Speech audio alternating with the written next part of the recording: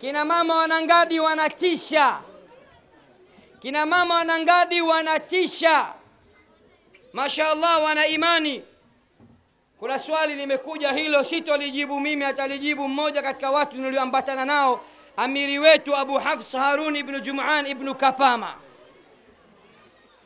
Swali linasema hivi: kina mama wanangadi tumekubali waume zetu kuoa mke zaidi ya mmoja, lakini waume wenyewe wakishaoa mke zaidi ya mmoja uadilifu unawashinda, tufanyeje? Wao kwa sisi kule Temeke tunasema hawana noma wala kokoro, wamekubali. Sasa mimi namleta mtu ambaye ana wake watatu kidume, anakuja kujibu swali hilo. Abu Hafs Harun ibn Jum'an ibn Kapama. Takbir! Allah. Kina mama wanangade, ni kweli mko tayari waume zenu kuongeza wa pili, wa tatu na wa nne? Mko tayari? Mkono juu.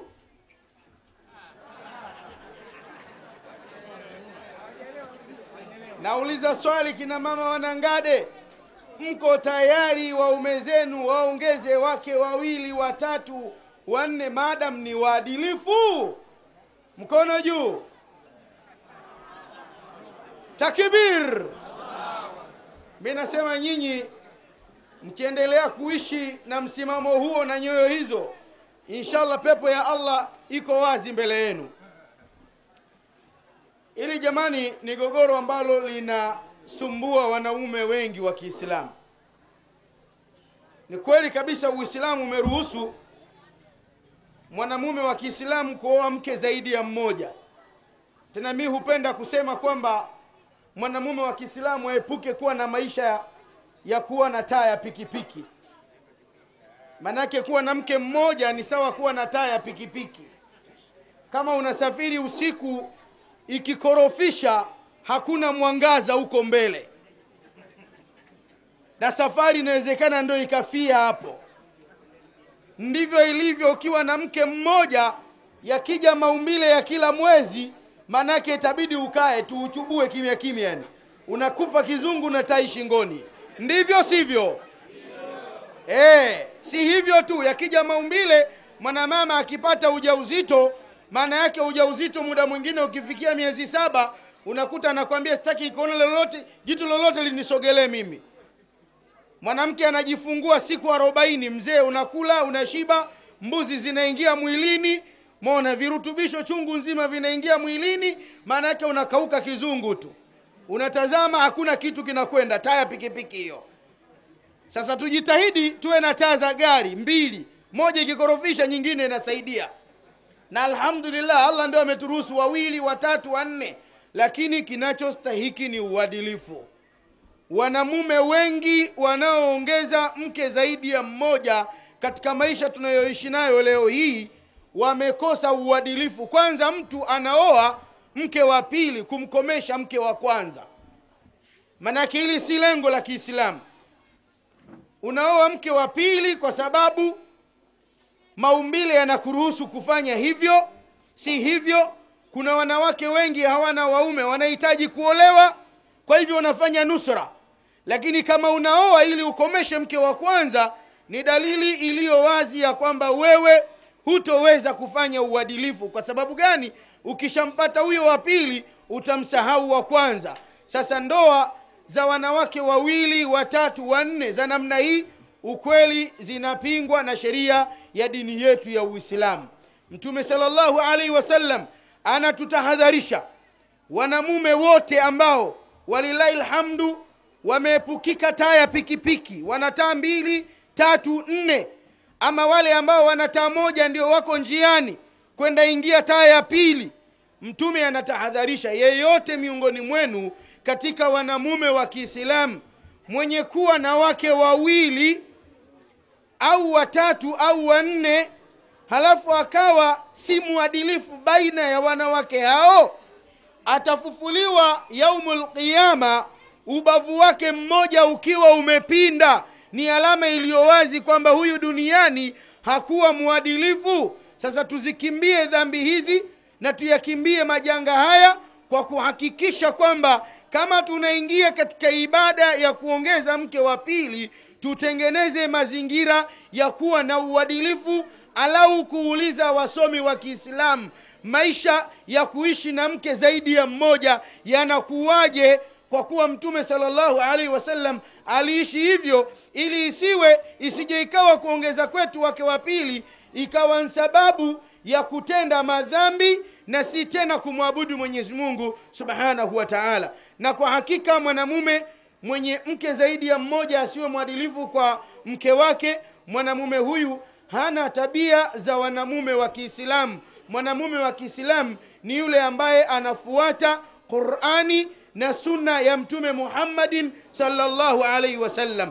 Kwa hivyo tumuombe Mwenyezi Mungu atuwafikishe katika hilo. Na ukijihisi kwamba mimi siwezi fanya uadilifu, mke wangu huyu nimempenda, bakia na mke mmoja ili usijejichumisha dhambi. Japo mimi nakwambia utaishi maisha ya kihasara, maisha ya taa pikipiki tu. Kuna muda wenzako watakuwa wanasafiri, wewe unakodoa macho, huwezi kusafiri. Salamu alaikum.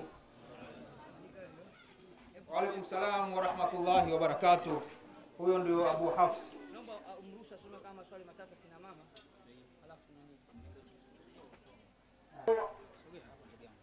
Tunaendelea na maswali ya upande wa kina mama. Swali linalofuata anauliza hivi: yeye ameolewa kisha baadaye katika maisha yao akagombana na mumewe. Baada ya kugombana, mwanamke kwa hasira akaondoka kuelekea makwao. Mumewe akatamka maneno yafuatayo, akamwambia mkewe ya kwamba mimi naapa sitokufuata, labda niingiliane na dada yangu. Je, mume wangu huyu ndoa yetu inaendelea?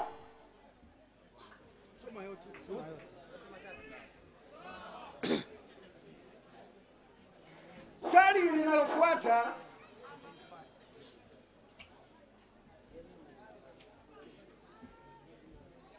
mwanamke anayefuata anauliza hivi: yeye ameolewa na mumewe. Baada ya kuolewa aliachika talaka ya kwanza, akakaa muda wa siku 7 kisha akarejewa. Alipoachika talaka ya pili amekaa mpaka eda imemalizika. Baada ya eda kumalizika, mumewe akaenda kumtaka amuoe tena. Je, ndoa hii inasihi?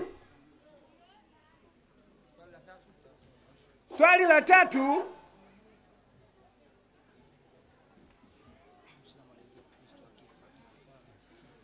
la tatu mwanamke ameuliza hivi: Muislamu aliyelitadi akaingia katika Ukristo kwa maamuzi yake binafsi, akifa anafaa kuswaliwa? Na kama haifai, je, shehe atakayechukua dhamana akamswalia ana adhabu gani kwa mujibu wa Uislamu? Takbir. Jawabu la swali la kwanza la yule dada yetu aliyegombana na mume wake akaamua kwenda kwao. Mume akamwambia, nikikufuata nitakuwa sawa na nimemwingilia dada yangu. Kwa mujibu wa swali alimpa talaka kwanza, si ndio Hajampa Waligombana tu. Mwanamke ametoka kwa hasira. Kwanza kabisa, mwanamke wa Kiislamu hutakiwi kukimbia nyumba ya mume wako. Hata mkigombana vipi, huruhusiwi kutoka katika nyumba ya mume wako bila ya ruhusa yake. Mtume anasema mwanamke yote atakayetoka nje ya nyumba ya mume wake bila ya idhini wala ruhusa ya mume wake, mwanamke huyo analaaniwa na malaika mpaka atakaporudi. Kwa hivyo mkikosana, suluhisho sio kukimbia. Mukae na muelekezane, murekebishane. Sasa mwanamke amekimbia, mwanaume akamwambia sitokufuata. Nikikufuata ni sawa na nimemwingilia dada yangu mzazi. Ndoa hii kwanza ipo. Mwanaume yule akimtaka mkewe anapewa masharti ili kufuta kauli yake ile, anapewa masharti ya kufuta kauli yake. Kwa mfano, akibadilika akarudisha moyo akataka kumfata mkewe, hajakatazwa, lakini kabla ya kumfata mkewe afute na abatilishe kiapo chake kile, inaitwa kafaratu dhihar. Anafanya kati ya mambo matatu, afanye jambo moja akitaka kujirudi na kufuta azma yake na kiapo chake. Jambo la kwanza, amwache huru mtumwa, akamnunue mtumwa amwache huru.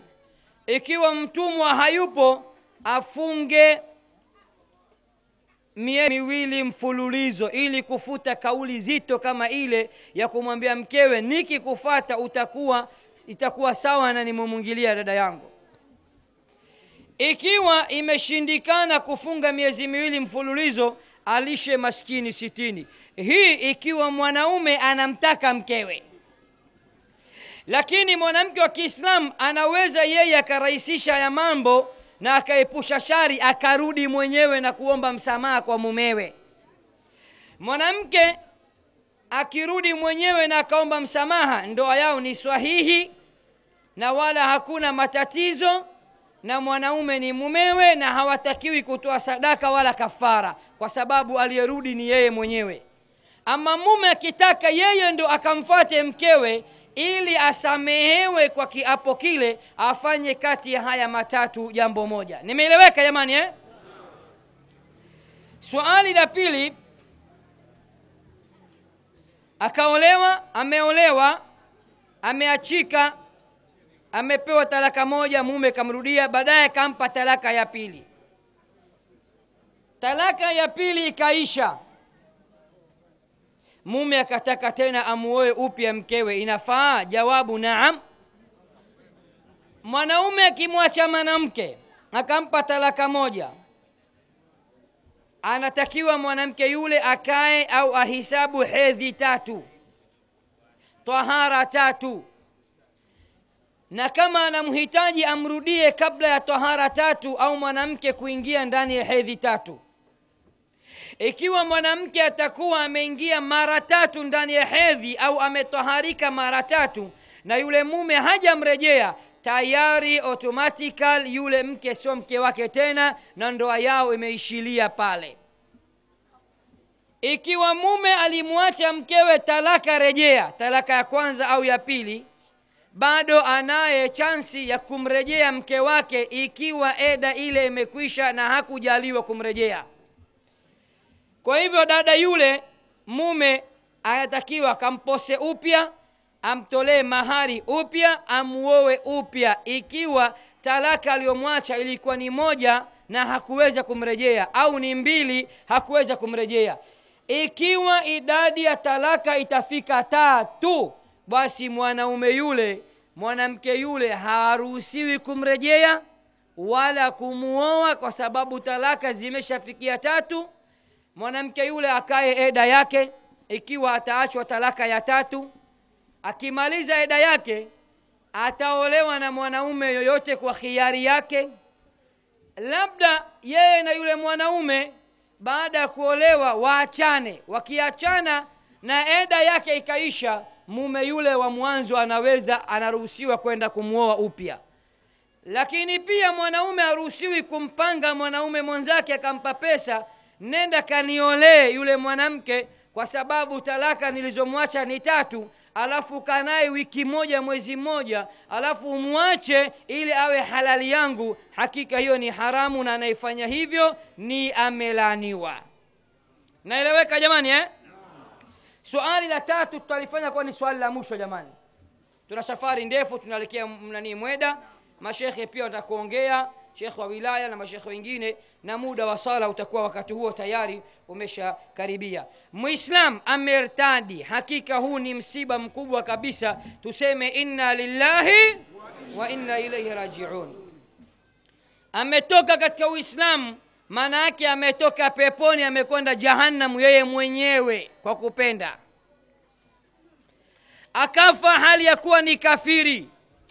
Huyo ni kafiri, haifai kumsalimia, haifai kumwangalia, akidondoka haifai kumwokota, haifai hata kumpa maji ya kunywa. Akifa una kafiri wake, Muislamu huhusiki kusimamia wala kushiriki wala kushughulikia mazishi yake. Huyo afe kama kibudu tu.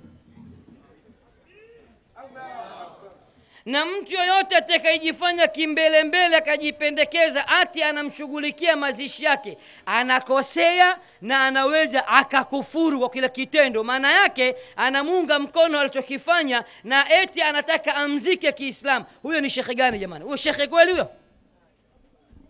Ni msiba. Aachiwe makafiri wenzio wamshughulikie na wamzike. Wewe husiki kwa lolote, na atakayeshiriki amekosea. Fungua sura ya 9 At-Tauba, Allah anasema wala tusalli ala ahadin minhum mata abada, na wala usithubutu kumsalia hata mmoja katika wao hao makafiri.